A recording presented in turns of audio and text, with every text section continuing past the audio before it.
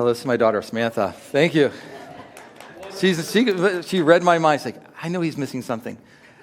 My name is Roger Webb. I'm one of the pastors here at the church. And if you've never been here before, I apologize ahead of time. You can follow along using the notes in your phone. Good luck if those make any sense to you. We'll see if I don't know if I'm going to follow them. So we'll see what happens. You can, though. You can look. You can try. We are in a series called Promises of God, and today we're going to look at one of the ones that probably, I think most of us deal with it at some point in time. I think it's inevitable to deal with, and that is fear. God promises you no longer need to fear. You don't need to be afraid, and that's just such an easy statement to make, but it's a hard one to deal with, isn't it? I mean, God just goes, don't be afraid. And you're like, but there's things to be afraid of around here. There's a lot of stuff around here to be afraid of. I mean, if you looked at the news, there's lots of things to be afraid of are going on right now. And that's just news. That's stuff other places. When you think about our own personal lives, it gets even more intense. And so what we have to understand is this. Fear is a byproduct of our ability to remember the past and project it into the future. And so we all deal with fear because we all deal with this mentality. We have memories. That's what makes us different than a lot of the animals. We have the ability to look and go, this is what took place, and if based on what I saw here, I'm wondering this is what's going to happen in the future, and we kind of get into this what ifs. The only way we get rid of fear is to get rid of imagination, invention. We'd have to get rid of all of it. We'd have to get rid of all of it because as soon as I have an imagination, as soon as I have some kind of hope, the what ifs creep in. And the only way I could be a fearless life where I have no fear, I would have to eliminate all those what ifs. Now, that doesn't sound like much fun. I don't think that's what God intended, for us to get rid of everything, our imagination, our hope for the future. Because if that was the case, if I had a bad past, then I'm doomed for the future. I have no hope. I have no imagination. If I had a bad struggle in the past, I look and I go, well, this is just how it's going to be, and things are over. So the what ifs work both ways, and it depends, how was your past? How are the things that you're taking in and you're bringing in on your daily basis and in your past, how are you bringing them in? How are you projecting them forward? When you look at things and you project them forward, are you mostly looking at negative stuff? If it's in the negative, it's hard not to project the negative.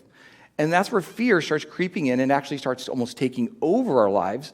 And we have to understand, I can't get rid of all fear, but our goal and all I'm going to talk about today is this. We really only have one point. You're going to laugh because every one of the points of the message are the exact same. This is because we're all trying to work to this one goal, and this one goal is this. I can't be fearless, but my goal and my desire is that I fear less. That's my goal. And so that as we talk today, that is our primary objective, is to help each one of us fear less. And to do that, we have to kind of first identify, do we have fear issues? And I guarantee most of us do. Let me show you my main signs of fear. This first one, I remember this from when I was a kid. Probably in my, I say kid now because I'm 51, because the 20s are kids now. You guys are kids now. So when I was like in my 20s, I remember this book. It was actually put out by Tom Landry. It was called Anger, Fear in Disguise. And if you are a person or you know of someone who deals with a lot of anger all the time, one of the first things, I used to go, man, what a jerk. Now my mentality is, what are they afraid of? Because that is normally, even when we find ourselves getting angry, and I'll be honest, when I prep to get ready to do these messages, I get kind of stressed out, I get fearful because I'm afraid I'm going to fail, and I get kind of short, and the kids are kind of going, Dad's like in one of those moods again. Anytime I teach, that's how I get, because I am stressed out, I'm afraid that I'm going to fail. And that's just how we are. And so we basically, anger, when you deal with anger, if you're an angry person, you need to do some evaluation. What are you afraid of? Is it failure, looking silly?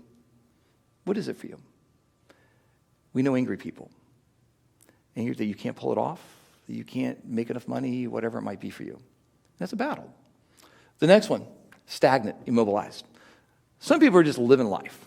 You're not doing anything wrong, but you're not really doing anything that God called you to do. You're afraid of what might happen. You live in fear. Some people already are to the point where they are basically fully immobilized. They don't leave their house. You're afraid to do a reach out. You're afraid to talk to people. You're afraid to do anything. So some of us, when we deal with fear, it immobilizes us. It makes our life stagnant. I think stagnant is probably the one for most of us. Most of us, we live life, we do life. But if we were honest, we're not really enjoying it. We're not really accomplishing anything that we really set out in our minds that we thought God could use us to do. And some of it is based on our fears. I'm not worthy of that. I can't do that. I'll never pull that off. I don't know how to do that. I don't want to learn. We have all these things that basically kind of build up. The next one is lack of trust, and this is a big one. If you find yourself that when you look at people, you automatically think they're out to get you, then you are probably dealing with some fears. And it's probably based on some past experiences that built up, and you're projecting it into the future onto every person you meet. They must be a jerk. They must be bad. They're out to hurt me. They're out to use me. And you have no trust in mankind. That immobilizes you also. Destroys your relationships. A lot of people, we talk with divorce and things like that. These are the things that built up to the point where they weren't willing to deal with the true aspects of the relationship. And so the relationship ended. It's fears. I can't really be me. I can't tell you what I'm really thinking. I can't share my fears. I can't share my doubts. So I share nothing. I become cold. I become callous. You think I don't love you, and really I'm scared to death. That's how people live. Lack of trust.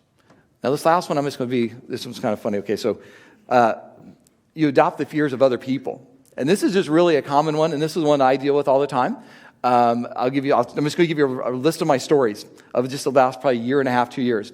When COVID started hitting, I ran up to my bedroom. I was laying in bed, and I'm like, man, my heart is really pounding. I'm having a hard time breathing. I got a little bit of a headache, and my mind just started racing that I had COVID, regardless of the fact that I'm 25 pounds overweight, and I just ran upstairs. That's why I was short of breath. But in my mind goes, oh my gosh, maybe I do have COVID. Did I have a hard time running up the stairs yesterday? And your mind, and I'm basically panicking. I'm afraid, do I go to sleep? Because when it first came out, what did everything? Every person, we know that people have died from it, but when it first came out, everybody who got it, you were a goner. And that's how we felt. And so my mind races that. I have 2 brothers that were battling cancer.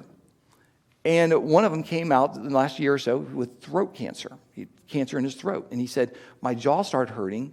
And I felt this lump. I went to the doctor. They didn't do anything. The second time I went in, they found this lump in my throat. And he had to go through chemo. And I'm like, oh, my gosh. Sure enough, about 3 months later, or not 3 weeks later or so, I'd probably even say, I had this lump in my throat. And I'm freaking out. I make an appointment to the doctor. And I go to the doctor. I go to the ENT guy. And he goes, he's prodding, he's pushing. He goes, Roger, I don't really feel anything, but maybe you should stop pushing on your neck so much. That was based on mine. I'm feeling for tumors, and I'm creating sore spots in my throat. And that's just the reality. That's how we take on and we adopt these fears of other people. I have a client who just had a massive heart attack last week. And I'm still kind of freaking out about this. I mean, he had what they call widowmaker.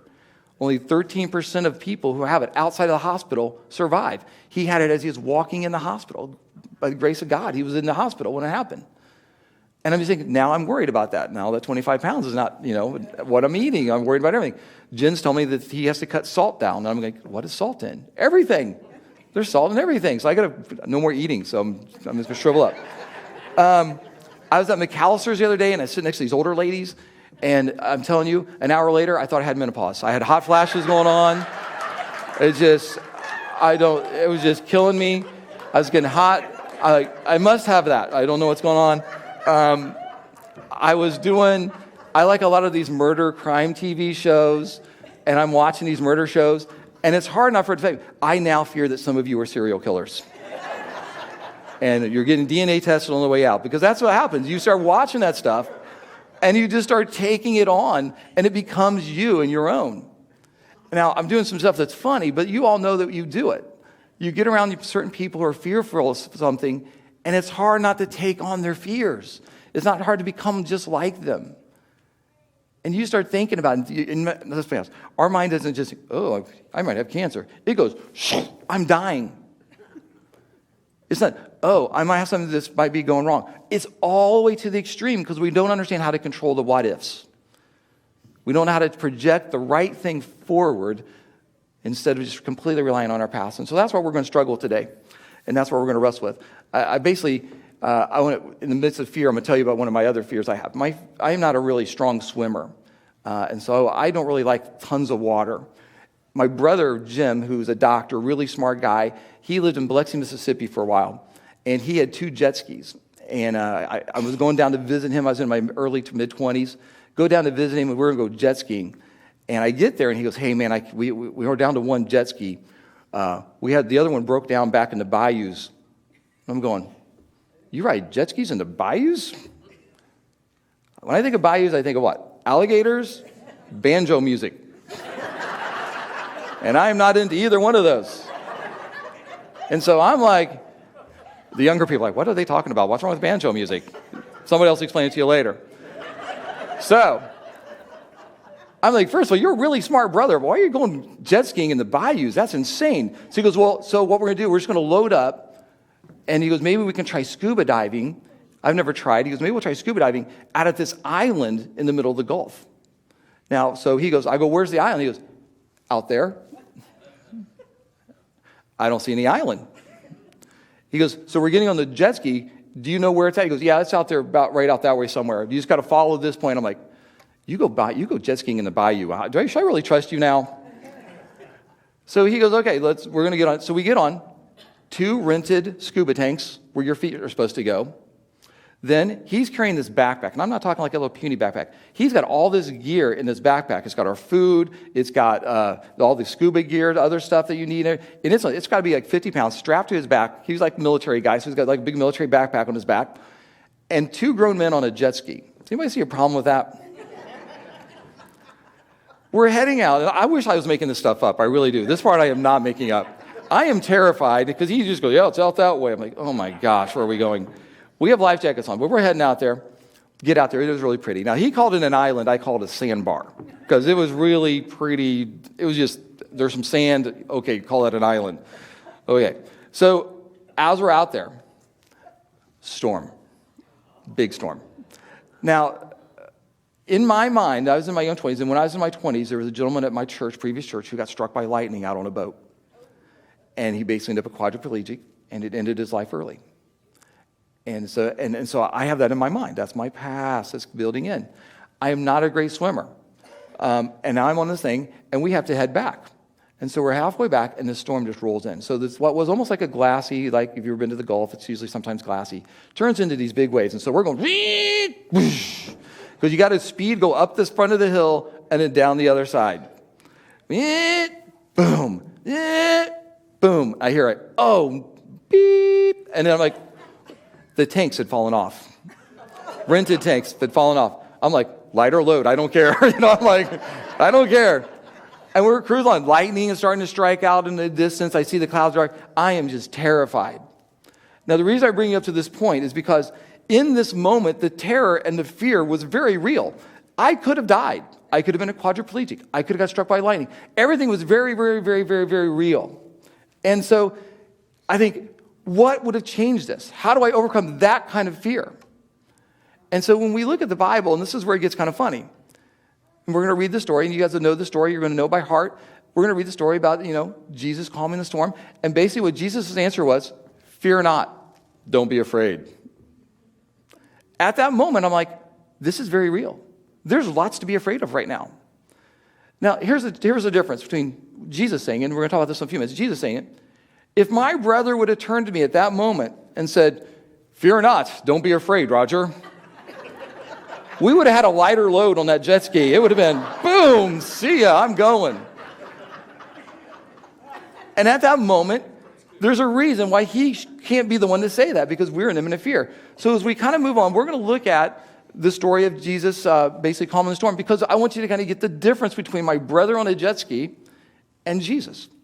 I know you're going, I know that's a really big difference, but I know most of you know that. But let's look at why that's different. So what Jesus would do often, he would basically take his disciples on field trips. Now, they didn't know they were on the field trip, but it was kind of like a field trip. He goes, I'm going to teach you, because let's say we always learn more when we get to interact and do stuff and play with things and do things. Well, they're going to get a real life interactive field trip. And so they get on a boat and they're cruising across the water. And sure enough, just like the jet ski day, big, huge storm. Now, I'm sure the storm was bigger than my little jet ski storm, and maybe my jet ski storm was way bigger in my head because I don't want to die, and I was there. And so, but this was the storm that you had guys who were fishermen, for lifelong fishermen, who were scared at the moment. And they're going to, so let's just read a little story. We're going to read it here. It goes, then he got into the boat, and the disciples followed him, because that's what they should have done. Suddenly, a furious storm came upon the lake, so that the waves swept over the boat. That's a legitimate storm. When the waves are coming over the sides and you're we're not talking, this isn't a cruise ship. This is hard for us to fathom. This isn't big cruise liner. Oh, got a little bit of waves splashing on me. Ooh, fun, sun. This is a littler boat. Waves coming over the top, filling the boat. There's no hit the bilge pump, drain it off. It's shoveling water out of the boat. And so they're terrified. But Jesus was sleeping. Now, this is where some of us have lived. You've been in terrifying moments of your life. You've been in fearful moments. And you wonder, is Jesus just sleeping? Is he just going to sleep through this whole thing? All this I'm going through, is he just going to stay asleep? And I don't know, maybe Jesus was doing that thing you do with your kids where you kind of act like you're asleep, but you just kind of, here, let's see what they do now. I'm going to act like I'm going to sleep. They're going to freak out. Let's watch this. I don't know. Maybe he's really just sound asleep. Either way, this is how some of us feel. And this is why some of us actually left or lost, or our faith is diminished. Because when we really thought we needed Jesus, we thought he should have been there. He should have been awake at least for us. He was asleep.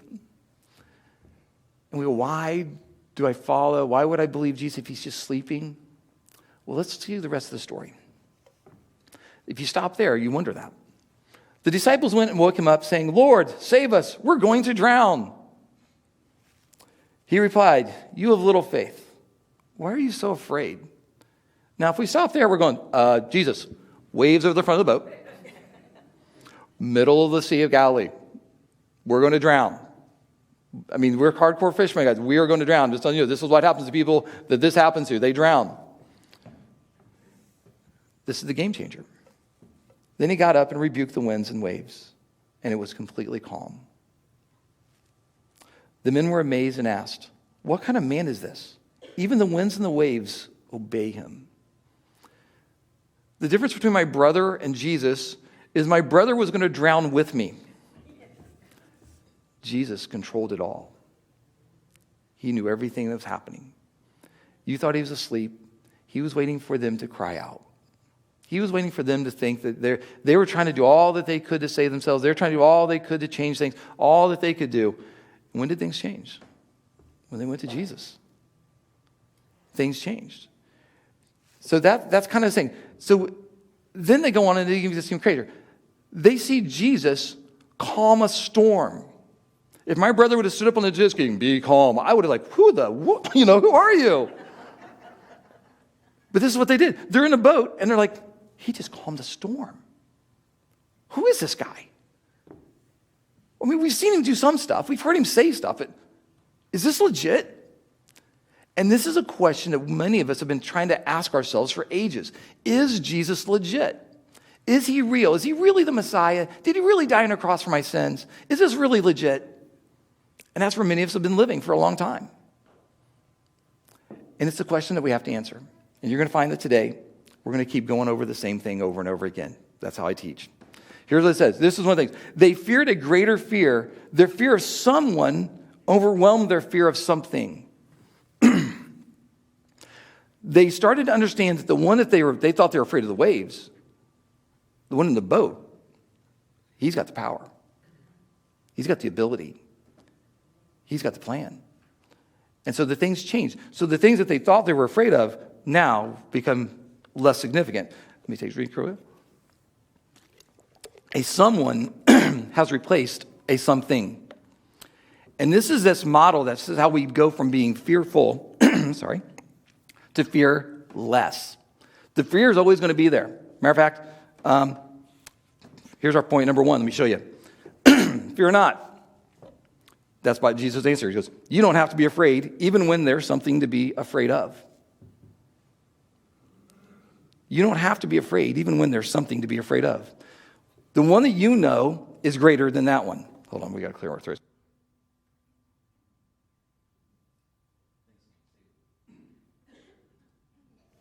Okay, so this is where we have to finally find ourselves. This is how we fear less. When we finally get to the point that someone we know is greater than the something that we fear, you don't have to be afraid, even when there's something to be afraid of, and this isn't going to go away. Why? Because I'm going to teach this again and again. Oh my gosh. Because a someone has replaced a something. And that is kind of where we have to find. This is this transition. How am I going to get this done? Fear of speaking. This is what happens. Fear not. Don't be afraid. Let's see if I can keep going. Okay. If I lose my voice, it might be good for you guys. You can leave early. This is what happens when you have to do 2 sermons in a row. Okay. So why is this important? Because the fear, you're going to have to deal with it now because we're all going to have to deal with my raspy voice. When we understand that the one that we are now truly is in control, the fear of what we were afraid of loses its grip. And that's where we have to get to. So our whole goal today is I'm not going to give you 5 easy steps to getting rid of all your fears. It's just not a reality. There's no quick fix on this. It is a continued process of understanding what Jesus has done in your life, wants to do in your life, has done in the lives of other people, that we finally start understanding that he is more powerful than the fear that I hold. And that it finally starts losing its grip. And let's be honest, there's people in this room that are dealing with real stuff. It's real. You have reasons to be afraid physically. You really do. We know there's sickness in this room. We know people are struggling with cancer. We know people are struggling with mental health. We know people are struggling with livelihoods, their financials, all that stuff. We know that's real. There's just no way around it. So all I can do today is just this, is help you refocus on the someone who will overcome the something that you're dealing with. That's it. And then we're just going to keep talking about the same point. Let me get on a little further. This is what the Bible says. It says, this is Jesus speaking. He goes, do not be afraid of those who kill the body, but cannot kill the soul. And that's what we we have to kind of get to. Who am I going to be afraid of? This thing, these people, this illness, this physical illness? Yeah. It might even take us out. We constantly live in a day, in a balance, in a tension between life and death. You read the newspaper, and there's people who were going home from work and don't make it home. It's the reality. So how do we live in the midst of that? We have to know that there's someone who has replaced that something, that he overcomes this. Let me read this part again. This is probably the most key thing that we're going to read today. Then he got into, do not be afraid of those who kill the body but cannot kill the soul. Rather, be afraid of the one who can destroy both soul and body in hell. That's some tough stuff. And it's just the reality of saying, hey, who are you afraid of? Which one are you going to let control you? Goes on and says, are not 2 sparrows sold for a penny? Now, I always thought this always threw me off, because I'm like, why do we talk about sparrows? I don't know anything about sparrows. So I looked it up. You know sparrows, what they did with them? They were bird kebabs. Basically, they were birds that they would buy, take their feathers off, put a skewer in them, and cook them and eat them. And so you could get a meal for a penny, 2 birds, and they weren't always sparrows, because I think, what kind of meat is on a sparrow? But they were small birds. It was kind of afraid for small birds. They would sell them, and they'd made bird kebabs out of them, and that's what they were there for. So now you go. But here's the thing. Yet not one of them will fall to the ground outside of the Father's care. Jesus knows which birds and cares about even the little birds that are going to get skewered and made into bird kebabs. He cares. Now, that doesn't mean much to you, but it goes on. And even the very hairs of your head are all numbered. And some of that's a little bit easier to count than others. Just kidding. So, here it is. This is the part. This is actually the important part of the passage. So don't be afraid. You're worth more than many sparrows. You're made in his image. You're his child. He cares more about you than any of that. And if he knows and he's tentative to those things, he's tentative to you. He's in the boat with you at this point. It goes on. Field trip number 2 begins. Basically, the disciples just get done, and basically Jesus takes a kid's lunchbox and feeds thousands with it. And that's what just happened. That's our scene. That's our setting.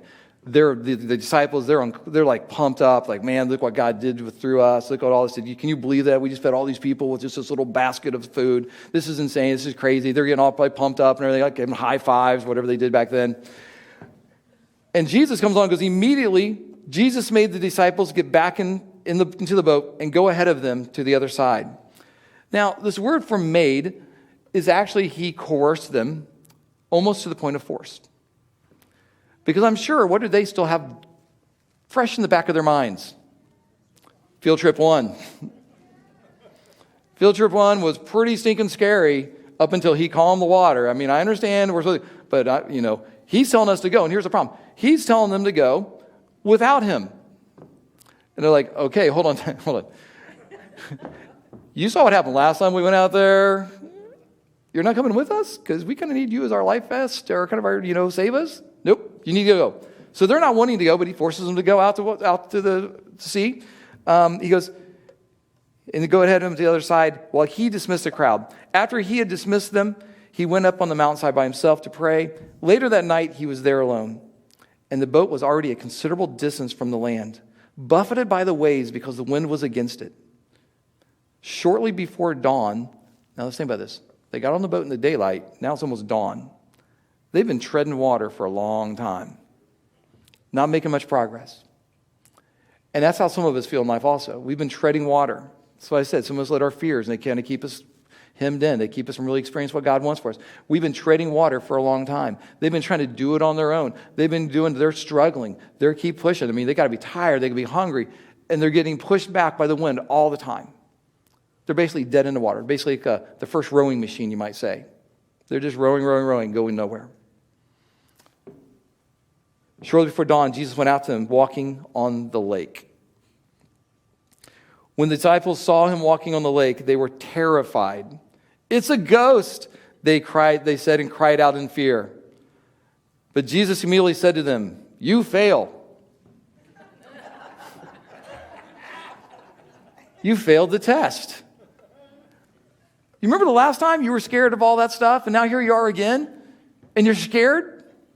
Why are you so scared? You're worried, afraid of what's out in the distance, what's the unknown.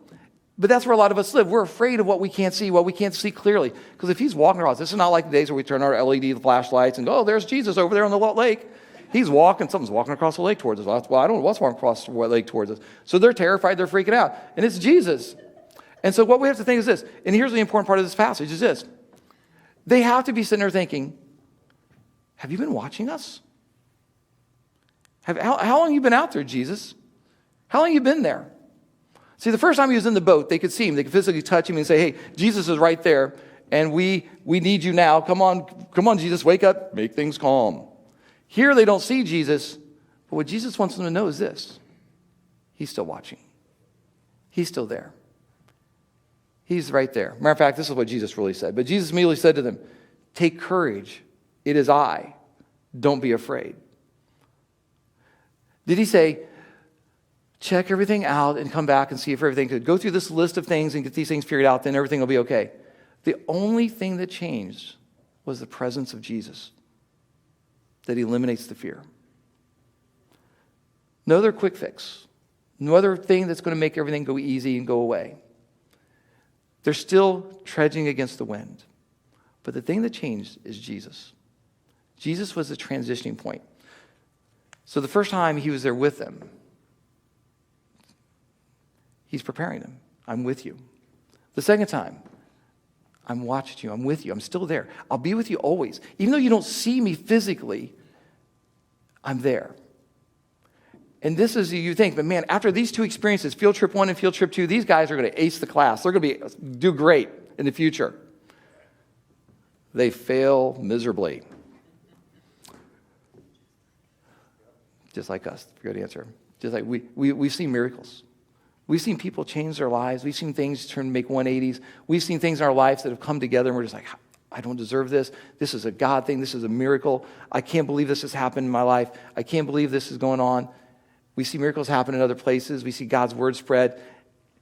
And a week later, we're like, there's probably a sandbar. Jesus was probably just walking on a sandbar.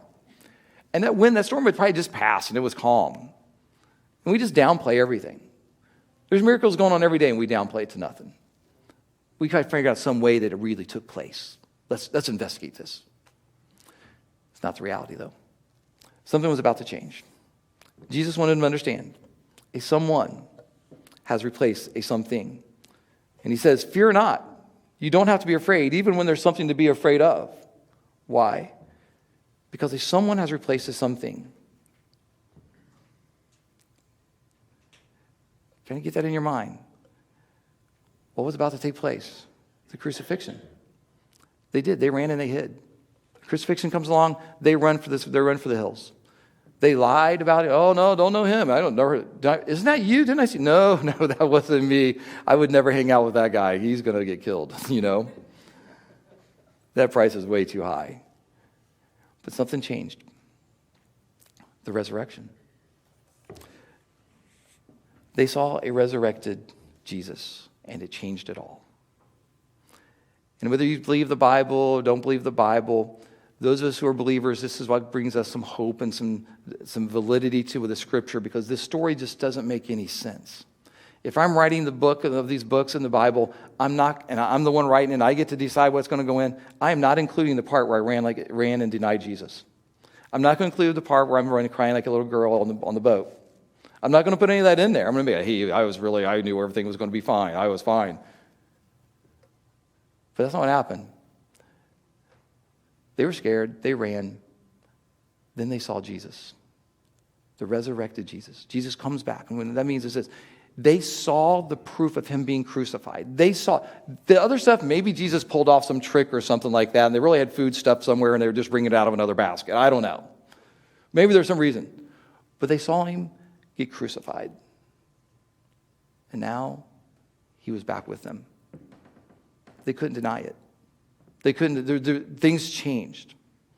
Things turned at that moment when they saw him again. That he not only, he could fake that other stuff possibly, maybe. I don't know how he did. Maybe he faked that stuff. You don't fake rising from the dead. Impossible to fake. And we know that things changed because we look at a passage in the book of Acts. Peter and John, two of the guys that Peter definitely ran the most. He denied Jesus straight up, ran, hid, denied, did all that stuff. Jesus comes back and appears to him. He goes, now, I saw Jesus. Same guy, different level of fear, though. They heal a man who is lame, and they get brought in. Now, the Sanhedrin, who are basically the people who put Jesus to death or kind of arranged it, they basically are like, they basically say, we can't have this guy. We thought we got rid of Jesus. We tried killing him. We thought he was dead and gone. We don't know what happened with the tomb things now. We're kind of freaking out about that. We have some issues here. We got a little crowd control. We got to control the story. A little fake news kicking in here, too, back in those days even. We got to kind of quench this pretty quick. Get Peter and John in here and tell them to stop doing what they're doing. They can't be out healing people in the name of that guy we killed, Jesus. And this is what Peter and John, he goes, they got called in a couple times, and this is the last one. Then they called them in again and commanded them not to speak or teach at all in the name of Jesus. But Peter and John replied. Now, this is different. Remember, these are guys that were scared on the boat. These are guys that ran into the hills, didn't even show up for Jesus' funeral, nothing. This is what they replied. But Peter and John replied, which is right in God's eyes, to listen to you or to him? You be the judges. As for us, we cannot help speaking about what we have seen and heard. Something changed. It wasn't the circumstances. They were still in complete physical danger of these guys having them killed. That did not change.